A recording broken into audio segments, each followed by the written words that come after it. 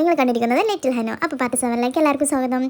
ലൂഷിക്ക് എന്താ മെസ്സേജാണ് വന്നതെന്ന് അറിയണ്ടേ? അവൾ ഷൈനൊരു മെസ്സേജ് അയച്ചു. എന്താണെന്ന് വെച്ചാൽ, നീ 2 കുട്ടികളെ നോക്കിയിരുന്നില്ലേ, അവർക്ക് നിന്നെ ഭയങ്കരമായിട്ട് ഇഷ്ടപ്പെട്ടിട്ടുണ്ട്. നീ നാളെ മുതൽ അവിടെ ജോയിൻ ചെയ്യുമെന്ന് അവർ ചോദിച്ചിട്ടുണ്ട്. ശമ്പളം തരാമെന്ന് പറഞ്ഞിട്ടുണ്ട്. അതിൻ്റെ റിപ്ലൈ ആണ് ഇപ്പോൾ വന്നിട്ടുള്ളത്. അതെന്താണെന്നറിയോ?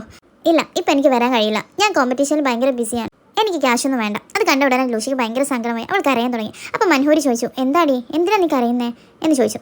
ഒന്ന് പോകുമോ, എന്നെ കുറച്ച് നേരം ഒന്ന് തനിച്ച് വിടുമോ പ്ലീസ് എന്ന് പറഞ്ഞു. അവൾ കരയാൻ തുടങ്ങി. എന്തിനാണ് ഇങ്ങനെ കരയുന്നതെന്ന് ചോദിച്ചാൽ അവൻ പറഞ്ഞില്ല എനിക്ക് ക്യാഷൊന്നും വേണ്ടെന്ന്. അത് കണ്ടിട്ടാണ്. ലൂഷി ഒരു മിഡിൽ ക്ലാസ് ഫാമിലിയാണ്. അവൾക്ക് ക്യാഷിൻ്റെ വില എന്താണെന്ന് നന്നായിട്ട് അറിയാം. എന്നാൽ ഷൈൻ അത് വിഷയമേ അല്ല. അപ്പോൾ ഒരു ഫ്ലാഷ് ബാക്കും കൂടി കാണിക്കുന്നു. നമ്മുടെ ലൂഷി സ്കൂളിൽ നിന്ന് ഒരു കോൺടെസ്റ്റ് പങ്കെടുത്തില്ലായിരുന്നു. അതിന് പ്രിപ്പറേഷൻ ചെയ്യാൻ വേണ്ടി ലൈബ്രറിയിലേക്ക് പോയിരുന്നു. അവിടെ നിന്നൊരു ബുക്ക് എടുത്ത് ഓക്കെ ഈ ബുക്ക് വാങ്ങാമെന്ന് വിചാരിച്ച് അതിന് പ്രൈസ് നോക്കുന്നു. അതിന് 350 രൂപയാണ്. നമ്മുടെ ലൂഷിൻ്റെ അടുത്ത് അതിനുള്ള ക്യാഷ് ഇല്ല. അതുകൊണ്ട് ലൈബ്രറിയിൽ നിന്ന് നോട്ട്സ് എഴുതാൻ തുടങ്ങി. അത് ഷൈൻ കണ്ടു.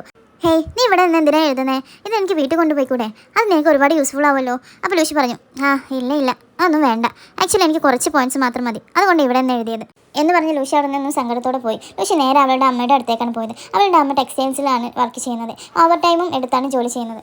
ലൂഷി അമ്മയുടെ അടുത്ത് പോയി. എന്തിനാ അമ്മേ നിങ്ങൾ ഇത്രയും നേരം ജോലി ചെയ്യുന്നതെന്ന് ചോദിച്ചു. ഇല്ലട കണ്ണാ, ഇപ്പോൾ അർജൻറ്റായി ഒരു ഓർഡർ വന്നിട്ടുണ്ട്, അതുകൊണ്ടാണ്. അതെല്ലാം ഞാനൊന്ന് പാക്ക് ചെയ്യാമെന്ന് വിചാരിച്ചു എന്ന് പറഞ്ഞു. ശരി ഞാൻ നിങ്ങളോടൊരു കാര്യം പറയാനാണ് വന്നത്. സ്കൂളിൽ ഒരു കോൺടെസ്റ്റ് ഉണ്ട്, അത് ഞാൻ ചേർന്നിട്ടുണ്ട്. അതിന് ബുക്സ് എല്ലാം വാങ്ങണം എന്ന് പറഞ്ഞ് തീരും മുന്നേ അമ്മ പറഞ്ഞു, അയ്യോ എൻ്റെ കയ്യിൽ നിനക്ക് ഡിന്നർ കഴിക്കാൻ തരാൻ പോലും പൈസ ഇല്ലല്ലോ, ഇനി എന്താ ചെയ്യുക?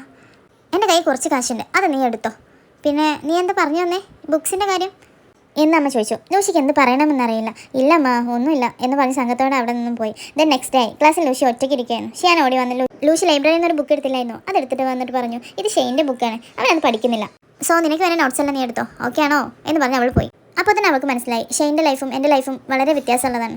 സോ അത് അവൾ ആലോചിച്ചിട്ട് ഇവൻക്ക് പണത്തിൻ്റെ വില എന്താണെന്ന് അറിയില്ല എന്ന് പറഞ്ഞ് കരഞ്ഞുകൊണ്ടിരുന്നു. അപ്പോൾ മനോഹരി പറഞ്ഞു, എന്തിനാടി ഇത്രയും നേരം കരഞ്ഞുകൊണ്ടിരിക്കുന്നത് എന്ന് ചോദിച്ചു. ടക്ക് എന്ന് ലൂഷി പറഞ്ഞു, എഴുന്നേക്ക്, എനിക്കിപ്പോൾ ഒരു ഐസ്ക്രീം കഴിക്കണം, വാ എന്ന് പറഞ്ഞു. എന്ത് ഐസ്ക്രീമോ? ശരി ഞാനും വരാം, വാ എന്ന് പറഞ്ഞ് അവനും കൂടെ പോയി. ദെൻ അവൾ ഐസ്ക്രീം കഴിക്കുമ്പോൾ അവൻ ചോദിച്ചു, എനിക്കൊരു കാര്യം പറയാനുണ്ട്, നീ അത് താങ്ങുമോ എന്ന് എനിക്കറിയില്ല. അപ്പോൾ ലൂഷി, ഓഹോ നീ എന്നെ സമാധാനപ്പെടുത്താൻ വേണ്ടി കളവ് പറയാനാണെങ്കിൽ ദയവ് ചെയ്ത് പറയണ്ട. ഇല്ല ഞാൻ നിന്നോട് കളവല്ല പറയുന്നത്, നിന്നെ സമാധാനപ്പെടുത്താനുമല്ല. നീയും ഷൈനും എന്തിനാണ് ഇത്രയും പൊസസീവ് ആവുന്നേ? ആക്ച്വലി ഞാൻ അവനോട് നിന്നെക്കുറിച്ച് പറഞ്ഞിരുന്നു. അവൻ സ്കൂളിൽ പഠിക്കുമ്പോൾ നിന്റെ പേര് മാത്രമേ അറിയുള്ളൂ, നീ ആരാണെന്ന് അവനക്ക് അറിയില്ല. എന്നാൽ ഇങ്ങനെയുള്ള ഒരാളെക്കുറിച്ച് ഓർത്ത് നീ വല്ലാണ്ട് പേടിക്കുന്ന പോലെ എനിക്ക് തോന്നുന്നു. ഓഹോ അവനക്ക് ഞാൻ ഉള്ളതുപോലെ അറിയില്ലല്ലേ എന്ന് പറഞ്ഞ് ലൂഷി സങ്കടപ്പെടുന്നു. ലൂഷി എപ്പോഴും അവൻ്റെ പിന്നാലെ ഉണ്ടാവും. സ്കോർ ബോർഡിൽ പോലും അവൻ്റെ പേരിൻ്റെതായ അവളുടെ പേരും ഉണ്ടാവും. അത് കണ്ടിട്ടെങ്കിലും അവനക്ക് എന്നെ മനസ്സിലാവുമെന്ന് വിചാരിച്ചു. എന്നാൽ ഇപ്പോൾ നോക്കിയേ, ഷൈൻ ലൂഷിയെ കണ്ടിട്ട് പോലും ഇല്ല എന്ന് വിചാരിച്ച് അവൾ വല്ലാണ്ട് ഫീൽ ചെയ്യുന്നു. അപ്പോൾ മനോഹരി പറഞ്ഞു, ഇങ്ങോട്ട് നോക്ക്, ഇതെല്ലാം ഫ്രീ ആയിട്ട് വിട്, ഓക്കെ ആണോ? ഇല്ല ഒരു പ്രശ്നവുമില്ല, ഞാൻ സ്ട്രോങ് ആണ് എന്ന് പറഞ്ഞു. അപ്പോഴാണ് ലൂഷിക്ക് ഒരു മെസ്സേജ് വരുന്നത്. അത് ഷൈൻ്റെതാണ്. സോറി എന്നാണ് അതിലുള്ളത്. ഉടനെ ലൂഷി റിപ്ലൈ കൊടുത്തു. എന്തിനാ നീ ഒരു കാരണമില്ലാതെ എന്നോട് സോറി പറയുന്നത്? അപ്പോൾ അവൻ പറഞ്ഞു, എനിക്ക് മനോഹരി മെസ്സേജ് അയച്ചു, ഞാൻ നിൻ്റെ കൂടെ വരാത്തതുകൊണ്ട് നീ കരയുകയാണെന്ന് പറഞ്ഞു. ഇല്ല ഞാൻ കരഞ്ഞിട്ടില്ല, നീ നിൻ്റെ പണി നോക്ക് എന്ന് ലൂഷി റിപ്ലൈ കൊടുത്തു. ബട്ട് ഇത് കണ്ട ഉടനെ ഷൈന് ഭയങ്കരമായി സങ്കടപ്പെട്ടു. എന്തുകൊണ്ടെന്നാൽ നേരത്തെ അവൾ ഷൈനോട് സംസാരിച്ചില്ലായിരുന്നോ? അതെന്താണെന്ന് വെച്ചാൽ, ഇങ്ങോട്ട് നോക്ക്, ആ ലൂഷി എന്നെ ഒരുപാട് സ്നേഹിക്കുന്നുണ്ട്. ഒരുപാട് കാലമായി അവൾ എന്നെ ലവ് ചെയ്യുന്നു. ഇങ്ങോട്ട് നോക്ക്, ഇത് അവളുടെ ഡയറിയാണ്. ഇതിൽ എന്നെക്കുറിച്ച് ഒരുപാട് എഴുതിയിട്ടുണ്ട് എന്നൊക്കെ അവൻ പറഞ്ഞിരുന്നു. ഷൈൻ ഒരുപാട് എക്സ്പെക്ട് ചെയ്തിട്ട് ആ മെസ്സേജ് അയച്ചു. പക്ഷേ എന്താ ഇവളെന്നെ അവോയ്ഡ് ചെയ്യുന്നത് എന്ന് പറഞ്ഞ് സങ്കടത്തോടെ പോയി. നമ്മുടെ ലൂഷി റൂമിൽ പോയിരുന്നു.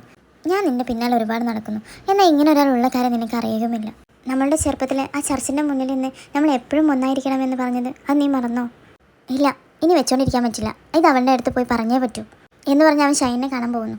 ഇങ്ങോട്ട് നോക്ക്, എനിക്ക് നിന്നെ ഭയങ്കര ഇഷ്ടമാണ്. എനിക്ക് ചെറുപ്പത്തിലേ നിന്നെ ഭയങ്കര ഇഷ്ടമാണ്. സ്കൂളിലും ഞാൻ നിൻ്റെ പിന്നാലെ നടന്നിരുന്നു. ഈ കോളേജിൽ നീ ചേരുമെന്ന് എനിക്കറിയാം, അതുകൊണ്ടാണ് ഞാൻ ഇവിടെ തന്നെ ചേർന്നത്. ഇതെല്ലാം ഞാൻ എന്തിനാ ചെയ്തതെന്ന് എനിക്കറിയോ? നിനക്ക് ഓർമ്മയുണ്ടോ? നമ്മൾ നഴ്സറി പഠിക്കുമ്പോൾ ഒരു ചർച്ചിൻ്റെ മുന്നിൽ വെച്ച് നീ എനിക്ക് പ്രോമിസ് ചെയ്തത്. നീയും എല്ലാ പെണ്ണുങ്ങളും മറിയാണല്ലേ? എന്നോട് കമ്മിറ്റ് ആവാൻ വേണ്ടിയിട്ട് ചെറുപ്രായത്തിലുള്ളതൊക്കെ പറയുന്നു. ആ വയസ്സ് സംഭവിച്ചൊന്നും എനിക്ക് ഓർമ്മയില്ല എന്ന് പറഞ്ഞ് ഷൈൻ പോകുന്നു. അപ്പോൾ ലൂഷി, ഇല്ല ഷൈൻ നിൽക്കൂ. പെട്ടെന്ന് ലൂഷി ഉറക്കത്തിൽ നിന്ന് എണീക്കുന്നു.